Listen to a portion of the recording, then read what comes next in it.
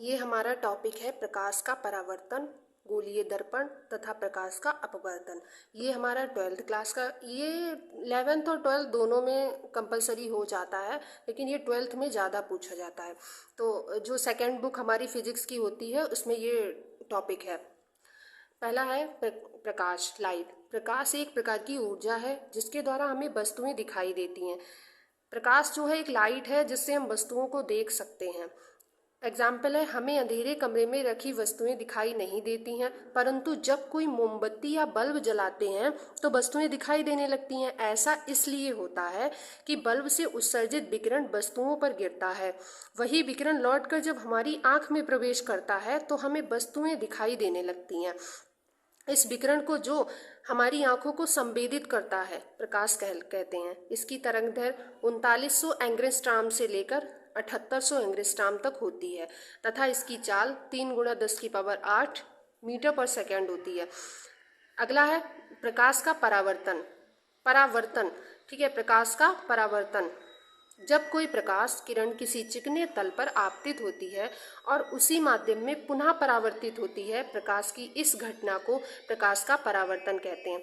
जैसे हम इस डायग्राम के थ्रू समझ सकते हैं, ये हमारा आपतन कोण है, ये हमारा चिकना तल है और यहाँ पे ये आपतित किरण कहते हैं। यहाँ पे देखिए इसमें डिफिनेशन में दिया है कि पुनः परावर्तित आपतित किरण पहले आपतित होती है, ठीक है, पहले आपतित हुई, फिर ये पुनः यहाँ पे यहीं पे आकर और पुनः यहीं से परावर्तित हो गई, ठीक है। और ये एक अभिलंब इस पे पड़ता है, ये आपतन बिंदु, ये आपतन कोण है। आपतन कोण आपतित किरण के कारण, परावर्तन कोण परावर्तित किरण के कारण।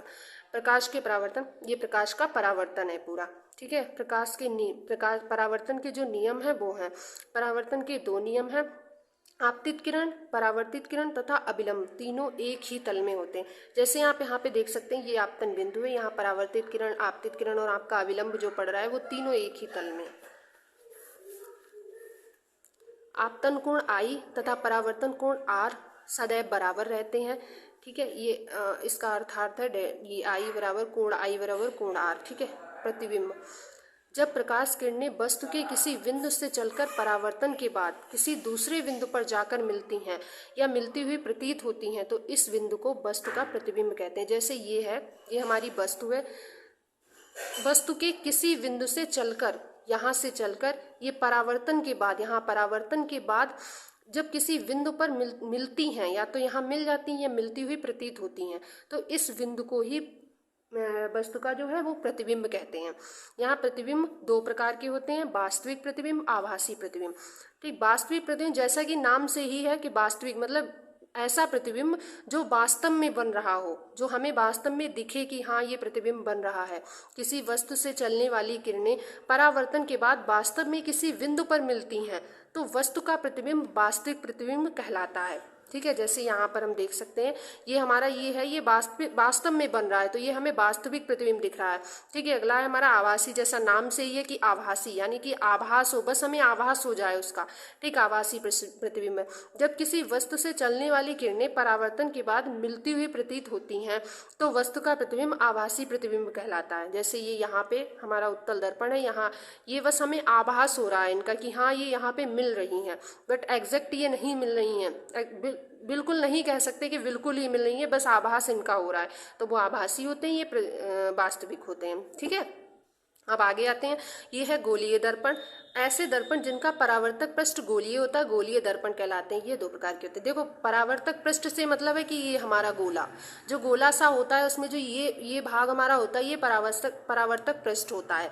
तो ये फिर यहाँ आते हैं हम, ये 2 प्रकार के होते हैं। अवतल दर्पण, यदि किसी गोलीय दर्पण का परावर्तक पृष्ठ दबा हुआ होता है, अवतल, ठीक है। अवतल दर्पण में है, यदि किसी गोलीय दर्पण का परावर्तक पृष्ठ जो होता है वो दबा हुआ हो, ठीक है, अंदर के लिए दबा हो, ठीक है, ये बाहर को हो, ये अंदर को ऐसे दबा हुआ हो तो वो अवतल दर्पण कहलाता है, ठीक है। अवतल दर्पण हो जाता है। अवतल से याद कर लीजिए, अवतल मतलब अंदर की ओर, अवतल, ठीक है, अवतल दबा हुआ हो। यहाँ पे ये है वास्तविक परावर्तक तल हमारा ये, ठीक है, और ये कलई किया हुआ भाग है, ये हमारी परावर्तित और वो आपतित किरणें हैं। ये उत्तल दर्पण है हमारा। यदि किसी गोलीय दर्पण का परावर्तक पृष्ठ उठा हुआ होता है तो उस इस दर्पण को उत्तल दर्पण कहते हैं। जैसे ये यहाँ पे उत्तल, उत्तल जैसे अवतल से लगा लिया कि अवतल मतलब अंदर को दबा हुआ, वैसे उत्तल यानी कि ऊपर को उठा हुआ, ठीक है। किसी गोलीय दर्पण का परावर्तक जो उठा हुआ हो, ये ऐसे होता है, ये परावर्तित किरण, ये परावर्तक पृष्ठ, ये कलई, यहाँ पे इसका ये ऐसे यहाँ होता है ये, ठीक है। गोलीय दर्पण से संबंधित कुछ परिभाषाएं हैं, जैसे ध्रुव, जिसे हम पोल कहते हैं, ठीक है। गोलीय दर्पण के परावर्तक पृष्ठ के केंद्र को, परावर्तक पृष्ठ का जो केंद्र होता है, यानी कि ये परावर्तक पृष्ठ है हमारा, यहाँ पे ये केंद्र है, इसको हम कहते हैं पोल यानी कि ध्रुव, ठीक है। दर्पण का ध्रुव कहते हैं, ये ध्रुव है, ठीक। वक्रता केंद्र, गोलीय दर्पण का परावर्तक पृष्ठ एक गोल का भाग होता है। गोलीय दर्पण का परावर्तक पृष्ठ एक गोले का भाग होता है। इस गोले का केंद्र गोलीय दर्पण का वक्रता केंद्र कहलाता है। इसे सी से रिप्रेजेंट करते हैं। ये देखिए यहाँ पे, ये जो है ये हमारा परावर्तक पृष्ठ है, ये पूरा गोला है। ये जो ये सेंटर में जो होता है वो हमारा वक्रता केंद्र होता है। ये बिल्कुल जो सेंटर पे आ जाए इसे सी से रिप्रेजेंट करते हैं हम। अगला है वक्रता त्रिज्या, ठीक है। गोलीय दर्पण जिस गोले का भाग होता है, गोलीय दर्पण जिस गोले का भाग होता है उसकी त्रिज्या को वक्रता त्रिज्या कहते हैं। इसे आर से प्रदर्शित करते हैं, ठीक है। वक्रता त्रिज्या को हम आर से, ये है, ये आपकी वक्रता त्रिज्या होती है, इसे हम आर से रिप्रेजेंट करते हैं।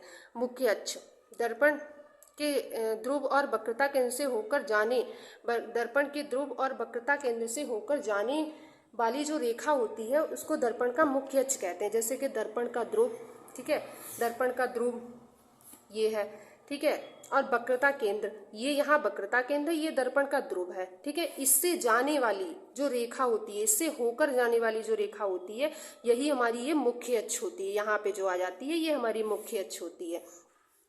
जहाँ पी से मुख्य अक्ष, यहाँ पे हम इसे पी से रिप्रेजेंट करते हैं, जो यहाँ से यहाँ तक चल के आएगी हमारी मुख्य अक्ष है। अगला है हमारा फोकस दूरी। गोलीय दर्पण के ध्रुव और मुख्य फोकस के बीच की दूरी को दर्पण की फोकस दूरी कहते हैं। जैसे गोलीय दर्पण का ध्रुव ये है, ठीक है, गोलीय दर्पण का ध्रुव और मुख्य फोकस ये यहाँ पे जो फोकस होता है, जहाँ पे वहां से और ध्रुव तक की जो दूरी होती है उसको फोकस दूरी कहते हैं, ठीक है। अगला इसे हम एफ से रिप्रेजेंट करते हैं, अगला है हमारा फोकस तल। गोलीय दर्पण के मुख्य अक्ष के लंबवत तथा मुख्य फोकस से होकर जाने वाले समतल को दर्पण का फोकस तल कहते हैं, ठीक है। गोलीय दर्पण का जो मुख्य अक्ष है उसके लंबवत, गोलीय दर्पण का जो मुख्य अक्ष है उसके लंबवत जो बीच की दूरी होती है, जैसे ये है, इसके बीच की जो दूरी होती है दर्पण की फोकस दूरी कहते हैं। इसे एफ से प्रेजेंट करते हैं। ये तो हाँ फोकस दूरी चलो हो गई। ये यहाँ मुख्य अक्ष के लंबवत फोकस से होकर जाने वाले समतल को, फोकस से होकर जाने वाला जो समतल होता है उसे फोकस तल कहते हैं, ठीक है। आज के लिए इतना ही, फिर नेक्स्ट वीडियो में मिलते हैं।